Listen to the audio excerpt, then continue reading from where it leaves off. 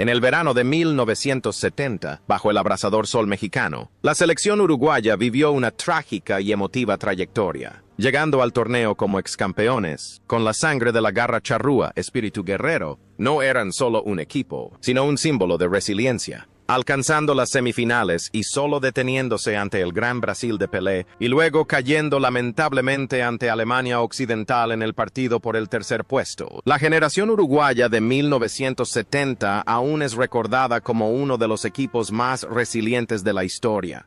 Ha transcurrido más de medio siglo desde aquel ardiente verano. El tiempo, con sus leyes implacables, ha empolvado las glorias del pasado. Los jóvenes y vigorosos de aquel año tienen ahora su propio destino. Algunos se convirtieron en leyendas inmortales, otros eligieron una vida de reclusión y, tristemente, otros permanecieron para siempre en la patria. Hoy, en un nostálgico día de noviembre de 2025, recordemos la vida y el destino de los 22 héroes uruguayos de aquel año.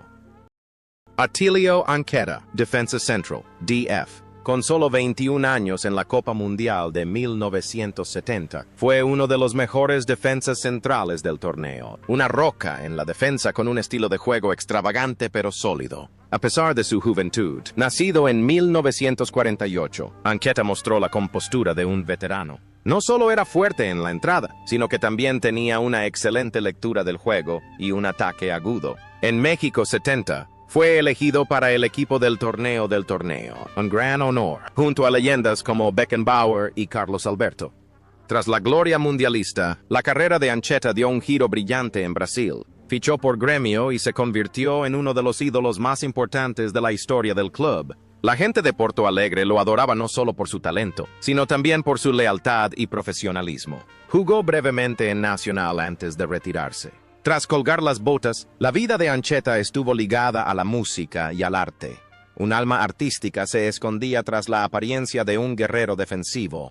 Aparecía regularmente en los eventos de Gremio y era considerado un puente cultural entre el fútbol uruguayo y el brasileño.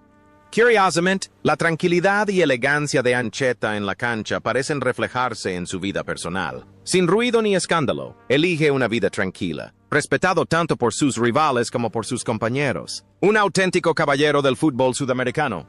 Hoy, a sus 77 años, Atilio Anqueta sigue disfrutando de una vida plena y tranquila en Brasil. Sigue apareciendo regularmente en los medios para compartir sus viejos recuerdos. Es testigo vivo de una época dorada del fútbol y quien inspira a las jóvenes generaciones del gremio.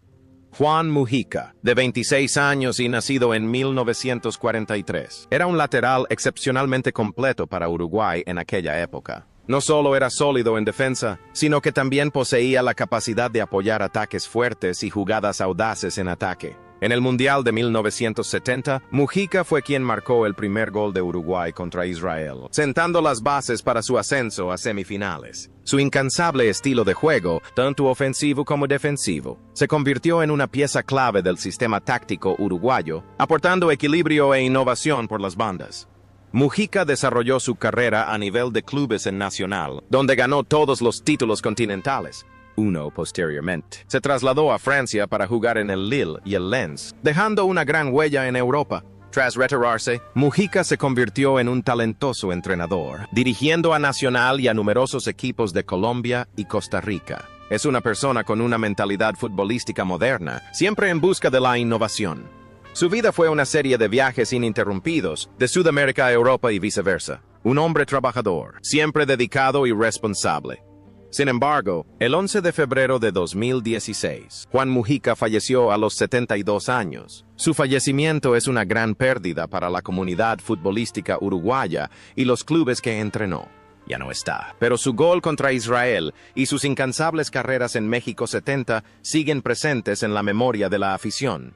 Luis Cubila, de 30 años, nacido en 1940, es un extremo apodado La Bestia en la banda, uno de los jugadores más exitosos en la historia del fútbol mundial. Para cuando llegó a la selección mexicana, era una verdadera estrella con una técnica extraordinaria, habilidad para regatear y una velocidad temible. Cubilla siempre fue el delantero clave en el sistema de ataque de Uruguay. El momento en que salvó el balón justo en la línea de gol para dar una asistencia en el partido contra la Unión Soviética se convirtió en una de las situaciones más controvertidas y famosas en la historia de la Copa Mundial, demostrando su astucia y clase.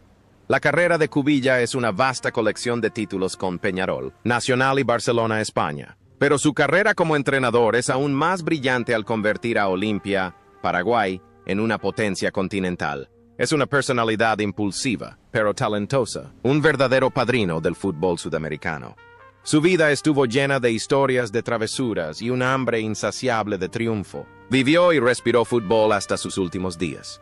Sin embargo, el terrible cáncer de estómago derrotó a ese guerrero. El 3 de marzo de 2013, Luis Cubilla falleció a los 72 años. Fue él quien inauguró el trágico año de 2013 para la selección uruguaya de 1970. Roberto Matosas, defensa/centrocampista de 30 años en el Mundial de 1970, fue un jugador versátil e inteligente que jugó un papel clave en la conexión entre defensa y ataque. Nacido en 1940, trajo a Uruguay la experiencia de una leyenda de Peñarol y River Plate. En México 70, Matosas jugó los 6 partidos, demostrando una resistencia increíble. No era el más rápido, pero tenía una mente táctica aguda, apareciendo siempre en el momento justo para neutralizar el peligro para su equipo. Tras el Mundial de 1970, el destino lo trajo a México. Se mudó a San Luis y pasó allí la mayor parte de su vida. Matosas también tuvo una carrera muy fructífera como entrenador, dirigiendo a numerosos equipos en México. Es famoso por ser el padre de Gustavo Matosas, también un talentoso entrenador. Además del fútbol, Roberto es un hombre de conocimiento, convencido de que el fútbol debe ir de la mano con la cultura y la educación. La vida de Matosas es la trayectoria de un filósofo en el campo. Juega al fútbol no solo con los pies, sino también con la cabeza fría. Esa sabiduría le ayuda a guiar su vida con firmeza, superando las adversidades, forjándose una gran reputación en la comunidad futbolística norteamericana.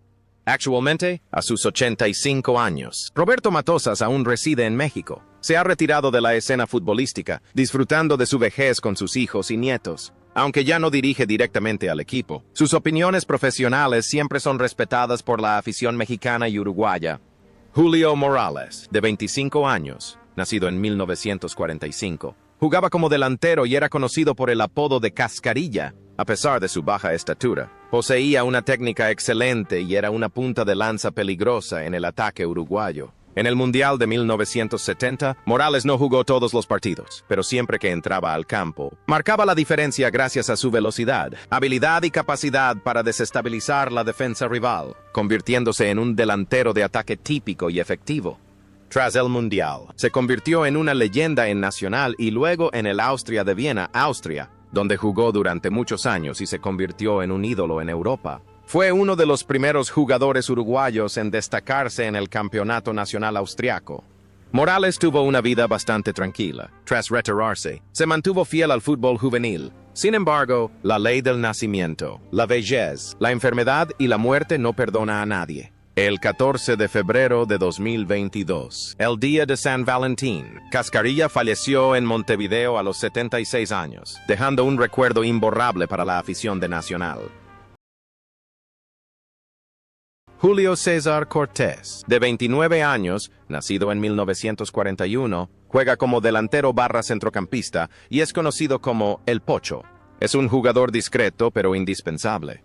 Diligente, disciplinado e incansable en sus movimientos. En el Mundial de 1970, Cortés jugó los 6 partidos, marcando siempre el ritmo del juego uruguayo. Como parte de la generación dorada de Peñarol que dominó el mundo en la década de 1960, aportó al equipo estabilidad, experiencia y un espíritu de lucha inquebrantable.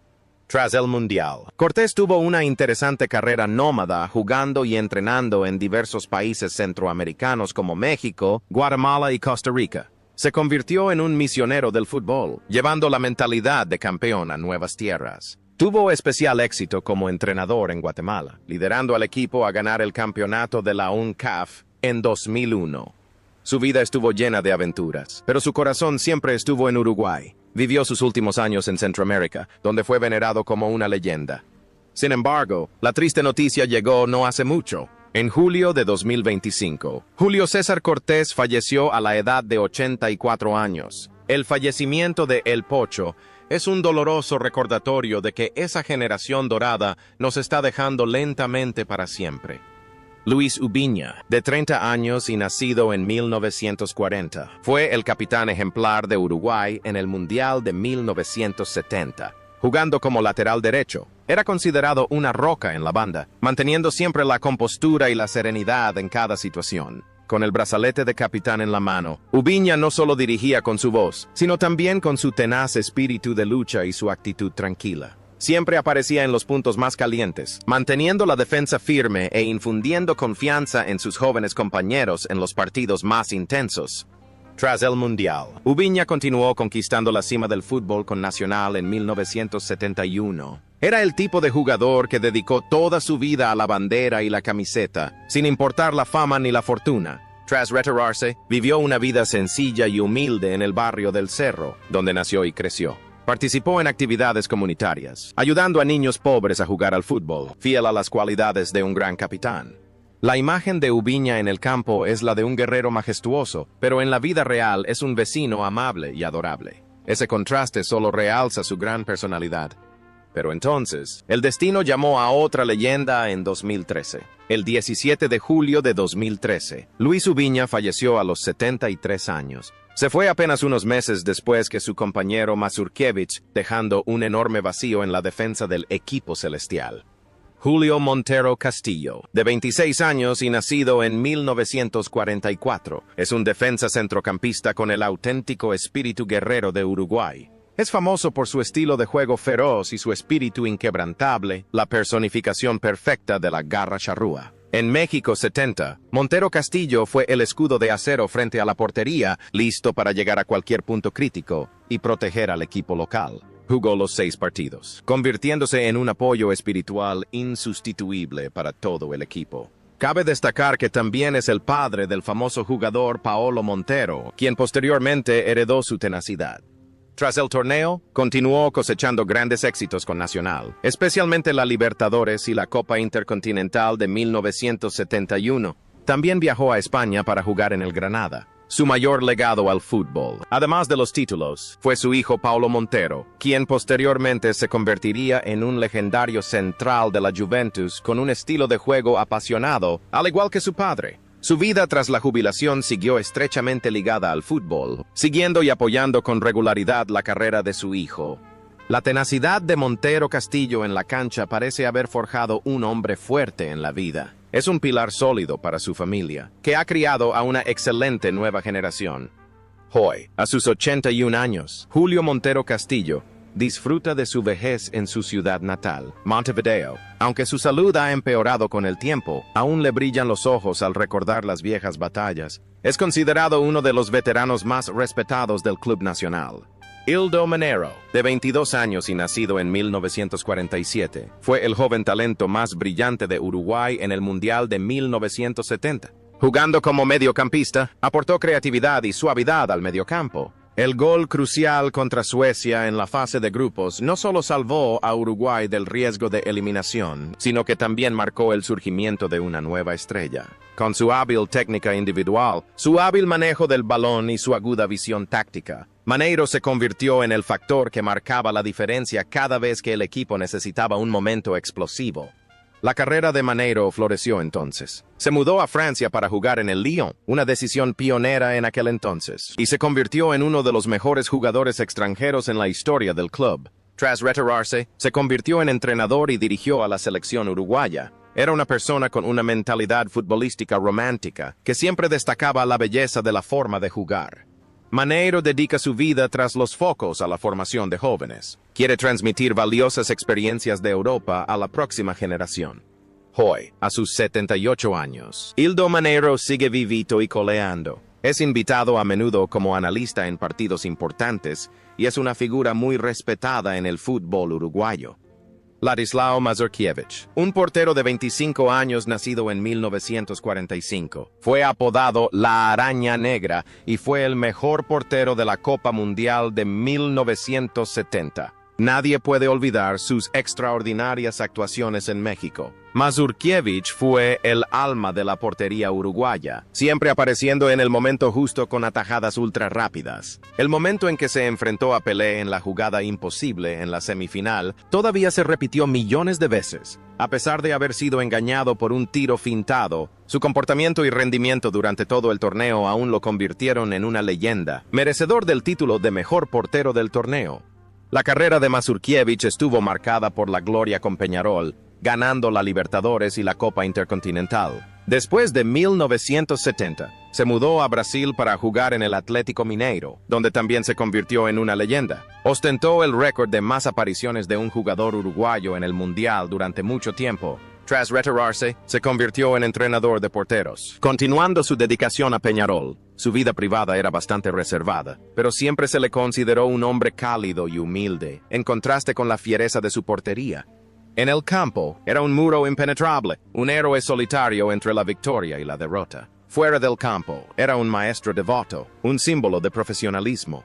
Sin embargo, el viaje de esa leyenda se detuvo. El 2013 se considera un año de gran desastre para esta generación. El 2 de enero de 2013, Ladislao Mazurkiewicz falleció a los 67 años debido a una insuficiencia renal y problemas respiratorios. Su partida dejó un profundo dolor en el fútbol mundial, pero la imagen del hombre araña negro con traje negro permanece como un monumento inmortal.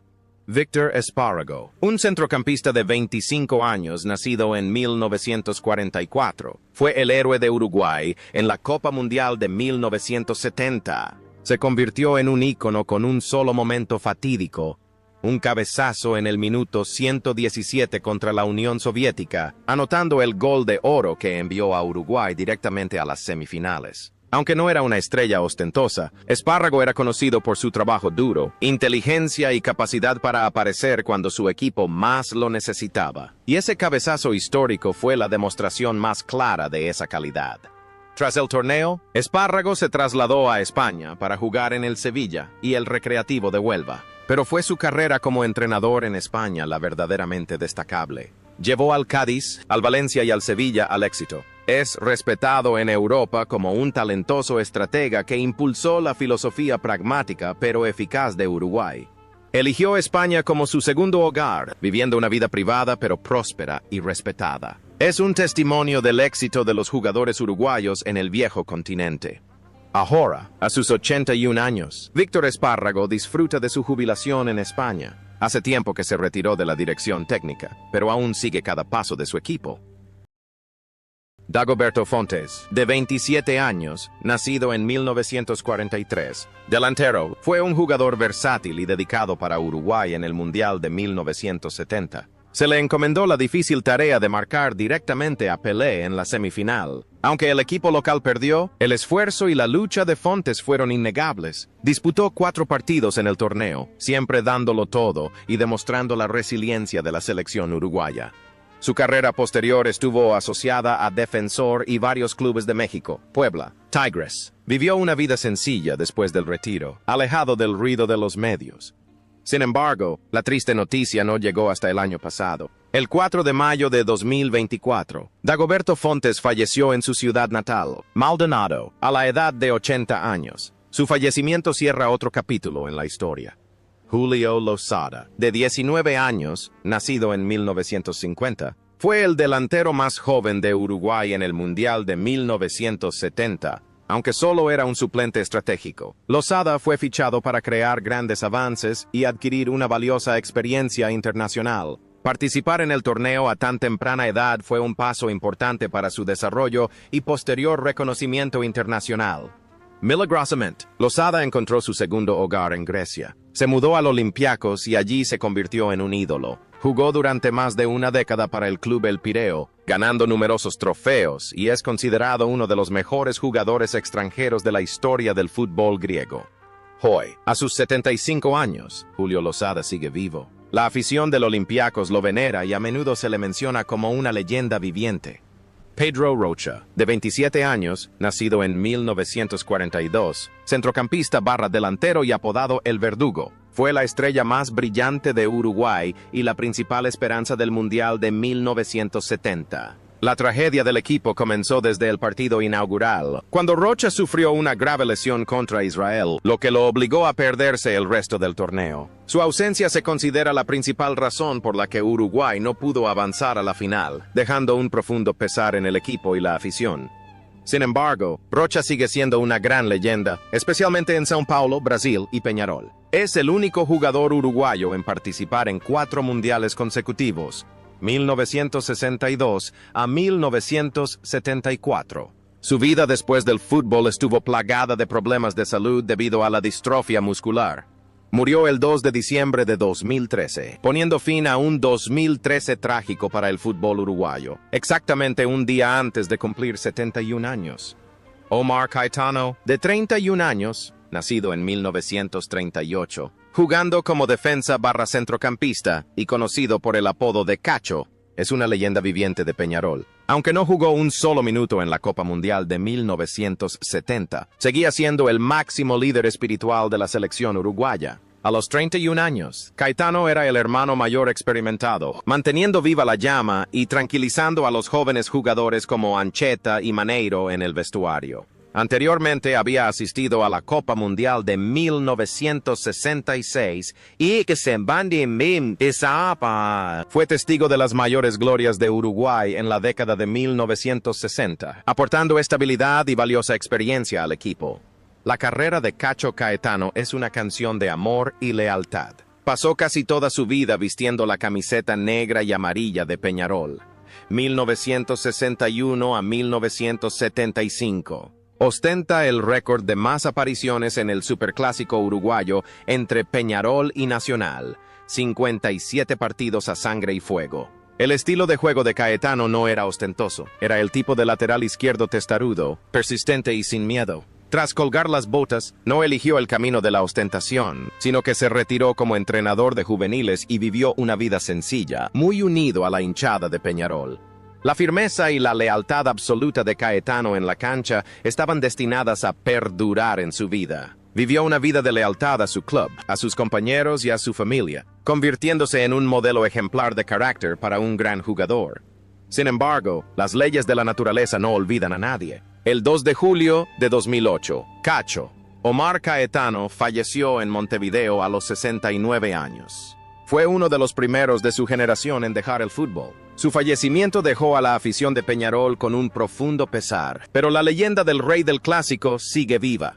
Rubén Barreño, de 26 años, nacido en 1944, juega como delantero, es un jugador clave en el área y miembro destacado de la generación dorada de Nacional. En el Mundial de 1970, solo jugó 69 minutos como suplente contra Italia, pero su presencia en la convocatoria confirmó su gran capacidad goleadora. Posee la habilidad de elegir posiciones inteligentes y rematar con decisión al primer toque, convirtiéndose en una punta de lanza peligrosa cada vez que entra al campo. La cúspide de la carrera de Barreño no llegó en el Mundial de 1970, sino un año después, en 1971, cuando él y Nacional ganaron un triplete histórico, Campeonato Nacional, Copa Libertadores y Copa Intercontinental. Fue clave en ese equipo invencible. Después, Barreño también se probó en el fútbol europeo con el Troyes, Francia, y se fue a Argentina para jugar en el Racing Club. Donde quiera que iba, demostraba su profesionalismo y su deseo de aportar. La vida de Barreño ha sido un viaje y una adaptación. De joven delantero en Cerro a la cima del mundo con Nacional, y luego a sus experiencias en Francia. Es un modelo de profesional joven, que sabe mantener su forma e imagen. Rubén Barreño tiene 81 años. Ha vivido una vida plena, y es considerado uno de los testigos históricos más importantes de Nacional. Sigue siendo invitado regularmente a las ceremonias de homenaje del club, donde la afición joven lo mira con admiración como una leyenda viviente, salida de un libro.